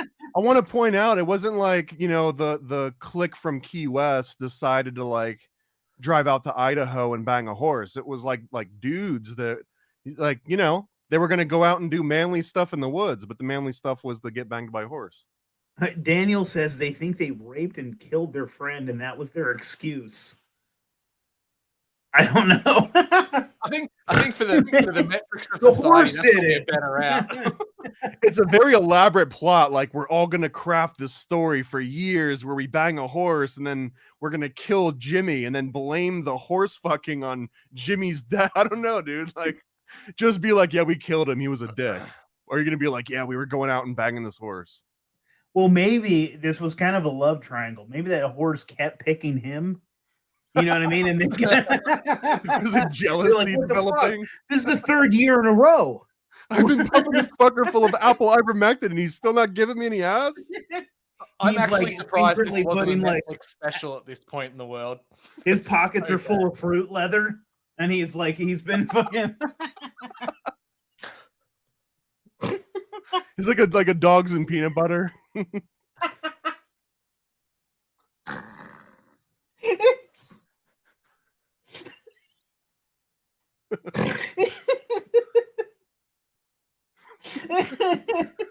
This is just a love triangle gone wrong. So yeah, Zoo is There's available no way this streaming. is staying on YouTube. Paranoid American 15 for the discount code if you go to watch Zoo or The Death of Dick Long. Paranoid 15. I get like 5 cents every time someone watches this video, and all the proceeds go to Uncle Jimmy. Brought to you by ivermectin. Use our discount code. Oh man. So, anyways, that's what you can do in this country, Drew. You don't have shit in your country, bro. What an Rufio's. interesting series of conversations. We started off with geopolitical issues in Australia to horse fucking. I don't know how we ended up here. But you're It on the was through Reality Germany. Stars podcast. That's what kind of happens here. Once you bring up Germany, all bets are off, bro. True. My God. Yeah, buddy. Oh, So, what was the charity that you came on here to promote, anyways, Drew? Charity. It's actually Helpful Hooves, and it's a charity for horses. We can get underprivileged horses like horseshoes. Yeah, I don't know. Or- I'm just thinking of like a 90-day fiance version, but it's like people going to foreign countries for like an Arabian horse with like the flowing white hair. But it's like a gold digger horse. It just wants to like eat like expensive hay all the time. You gotta have that premium alfalfa.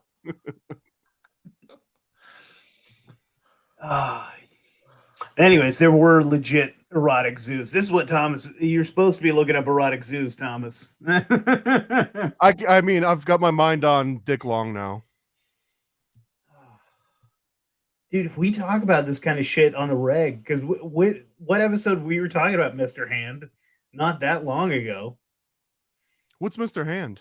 You don't remember Mr. Hand? That's like one of those infamous fucking videos that you watch as a kid. And it's like this dude, Mr. Hand was like, there's a movie about him too. He was filming himself getting fucked by a horse, and he also died from a perforated asshole. So I mean, this Colon, technically. yeah, Except your yeah. asshole's already perforated. That's what it is. It's just a perforation. He got his asshole blasted, and I've never watched the video because I refuse to. But people say like you can see the moment when he was like, "Oh, too much." He was like, "Uh-oh." Blue dolphin. Yeah, he's like trying to find his safe word to the horse. Horse was like, "Hoo-hoo!" And he was like, "Uh-oh."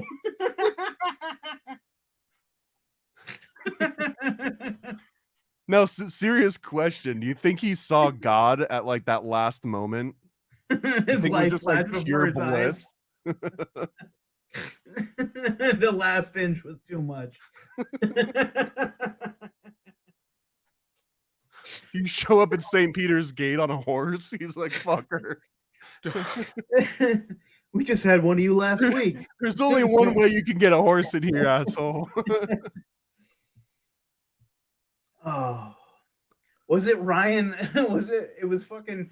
I think it was Ryan Dean. Didn't he talk about seeing a fucking donkey show when he was in Mexico? Yeah, no comment, dude. It's not fun. Watch one in like a teen comedy movie. That's the fun version, but the real one it's sad. It like makes you feel bad for everybody. I think it was Ryan Dean that came on and talked about that, because I'm pretty sure, because we had somebody that came on the show. Anybody that's been listening to the show long enough, tell me what episode that was. Tell me who the guest was.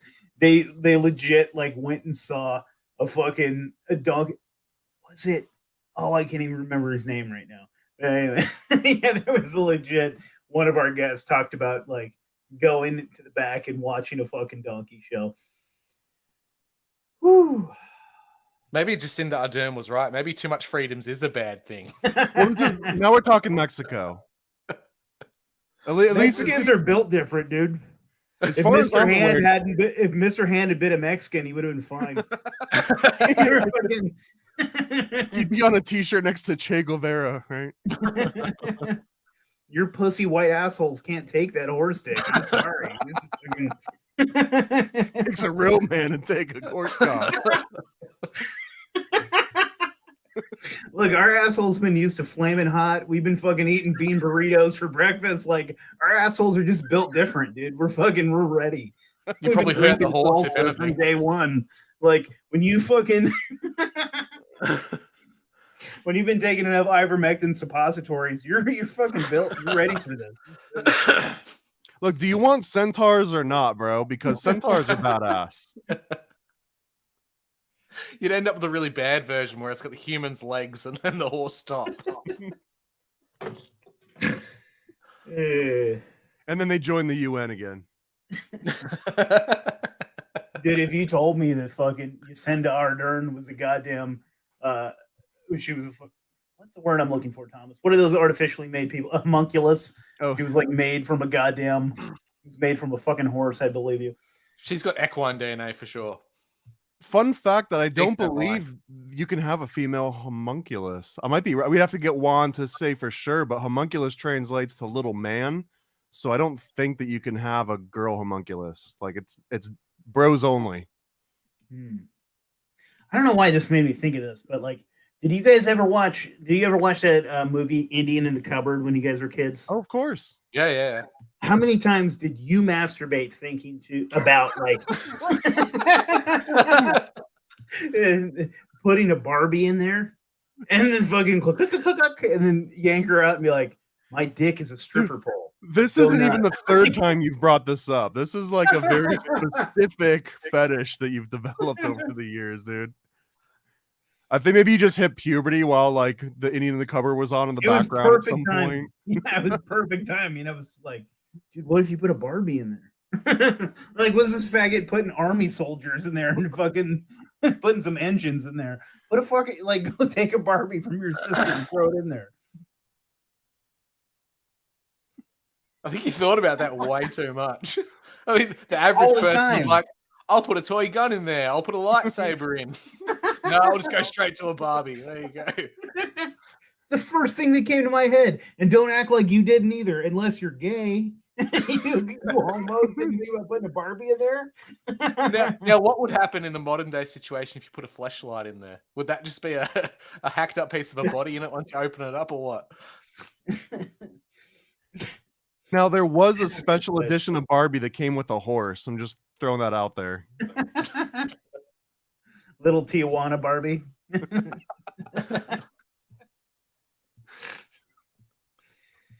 right. I don't even know what we're talking about anymore, boys. Is there any serious topics we want to talk about? What do you guys think about the geopolitical economic status of the new UN resolution of 13B? That's what I think. You mean the horse amendment?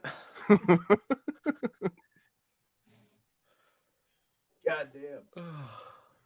Jesus Christ. So serious question though for you guys, all right? With like the upcoming election, what next year you guys have got another federal election, yeah? Something like that. Sure. Yeah, whatever. Are you starting to whatever? Are you starting to see the uptick again of like the MAGA cult / Q-tard movement starting to rear its head up again? Sure, but I don't think it ever really went away. But yeah. Well, Sound of Freedom, bro. There it is. That's in my mind, like unironically, Sound of Freedom was like the next big, like, hurrah, you know, like rallying the troops. I don't know what they're gonna do with that energy, but it's fucking out there. Is it going to be like another January 6th where they get all these people to go to a place to save Where the kids from the bunker? grandma gets ushered in and gets her picture taken and then thrown in jail? Yeah, we've got a lot of those in store, bro. That was an easy one, wasn't it? Yeah, buddy. That was a silly one. I mean, people were talking about that's what was going on. Was that New Mexico? Isn't that Lusum Gruesome, that fucking piece of shit bitch that like she was trying to outlaw anybody from like conceal carrying or carrying at all, open carrying in any like in that specific county, like the seat or whatever of New Mexico. She was like trying to outlaw anyone from carrying guns. Now, correct me if I'm wrong. Does that only apply to certain population sizes, like cities? So it was only applied to one city there? I think it was a county. I think it was like the big county. And that's what she was like trying to stop people from doing. I don't even know fucking New Mexico very well. So like Santa Fe, maybe? What the fuck is capital of New Mexico? I don't fucking know. Is it Albuquerque? Maybe it was Albuquerque. And so like I had a lot of folks that were like telling me they're like, this is her trying to fucking pull an unconstitutional kind of bullshit that like she knows is going to get struck down in like the Supreme Court, but she's going to try to fucking do it anyways and see what's possible, right? But this is also like a precursor to a new fucking January 6th where you're going to have like fucking gun-toting hillbillies show up to the fucking Capitol with their guns and then a shootout ensues. Yeah. All I'm saying though, dude, is how much more lit would 9/11 be? Or 9/11. How much fucking more lit would fucking January 6th be if they like? Because there was a couple psychos that were like really like wanting to like kill Mike Pence. Like, what if they had actually like come out with like Nancy Pelosi's head and threw it down the steps of the fucking like it would have been way cooler if there had been a couple like schizos, like real ones, instead of all feds. If it was a real insurrection, it would have been something worth watching. Yeah, this is all in. This is for entertainment purposes only. In Minecraft, this is all happening in Minecraft. Yeah, could you imagine if some guy just started erecting like guillotine just on the steps of that building? Come out with like a necklace with AOC's toes, you know, like Universal Soldier. Yeah. Like, if you're going to get put in prison for the rest of your life, you might as well make it worthwhile, not just a photo op. Like, I got arrested standing in a room. Like, that asshole, like, walked out with, like, I don't know, like, whatever that thing was, like, the podium. Or something. Like, yeah, take out, like Mitch McConnell's spine or something and fucking wrap it around your neck like a feather boa. Like, in Minecraft. In Minecraft. That's how you know this is all bullshit, because no fucking politicians are actually dead. That's when shit'll get lit. That's a scary precedent, though, man. Well, what's the reality around there supposedly being a Ukrainian intelligence person there? Is that all bullshit, or has anything come from that at all? What happened about a Ukrainian intelligence? What happened?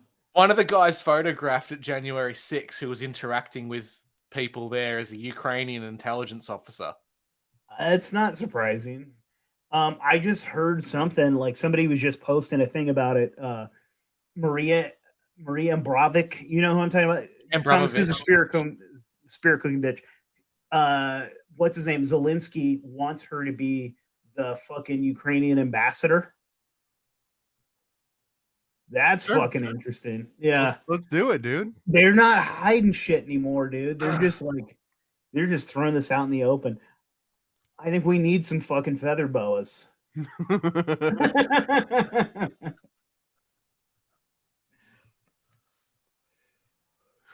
Oh, we're In my dancing draft. on the edge tonight, dude. We're getting to like fucking. We're gonna get Drew assassination. arrested for a year because he fucking. Yeah, Thank God we're not in Australia. We're sorry, Drew. We'll come. The We're feds not are gonna kick visit your you. goddamn But, door yeah. down. Can I like cash app you commissary when it comes time? Yeah, I'm gonna have like Nate and Thomas tattooed on my knuckles, and I'm gonna come after you. Yeah. Boys, this has been fun. Let's throw our plugs. I'm not Drew, where associated can in any people way with find horses. you? Where's your home address? Where can they send you the hate mail? Oh well, yeah. A specialized PO box for this one. You can find me at You're Missing the Point podcast on all the usual podcatchers, on Instagram and on Twitter as well. Hell yeah. Thomas, We're what are you gonna pimping we're gonna tonight, plug buddy? this one tonight. This is Connect the Dots: The Confounding Conspiracy of Chemtrails. It is a children's book that is over 40 pages of full-blown artwork written like it's legit. This isn't like a parody. It is a legit children's book that talks about the chemicals that are involved and the difference between contrails and chemtrails. It beats all the debunkers off at the punch. And we've got this little asshole here is like Sam. He kind of represents Uncle Sam. And he's always like, see, everyone, there's always an explanation. It's the government that's, they wouldn't do anything bad. And everyone else is like, what the hell's up with this aluminum and barium, though, dude? So, like, it's, it teaches kids about important things. And then it's even got a little call out to Nopes. And so they say chemtrails is false, and that's all you have to worry about.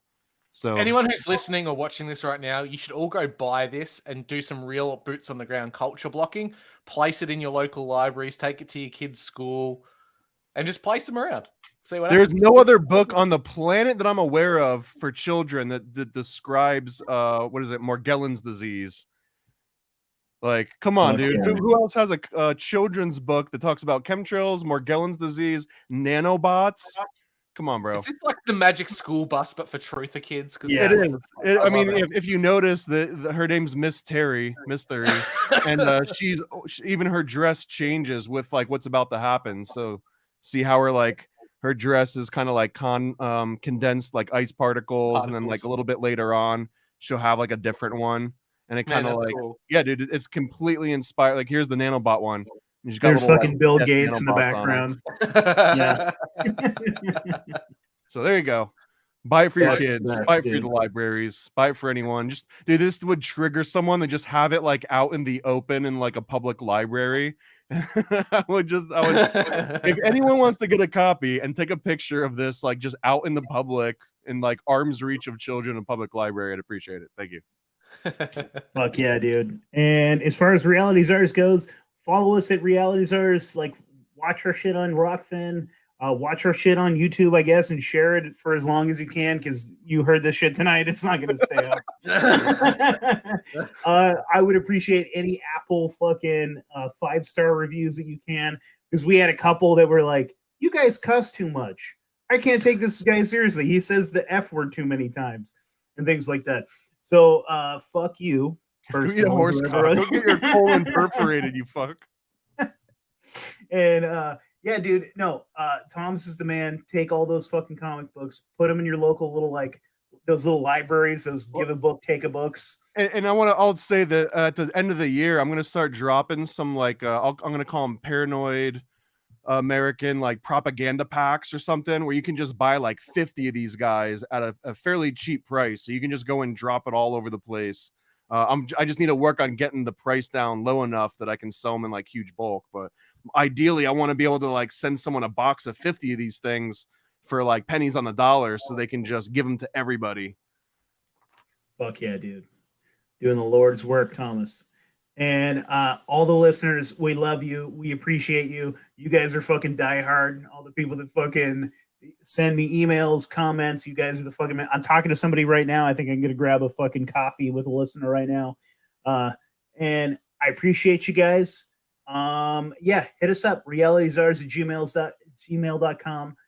Hit up Paranoid American. Go support Drew from You're Missing the Point. Go fucking follow his show because he's the man. And cheers, guys. We fucking love you. Good day, mates. See you guys. So you've decided to listen to the Reality Czars podcast. How brave of you. Nate and Paranoid American may think that they're merely discussing cryptozoology, interdimensional realities, and crude humor. But know this, listening to this podcast puts you on a certain list, the Clinton body count, if you will. The truths they reveal are not for the faint of heart, nor the blissfully ignorant. Listen if you dare, but remember, some doors, once opened, cannot be closed. And now, your hosts, those audacious explorers of forbidden knowledge, the Reality Czars, Nate and Paranoid American.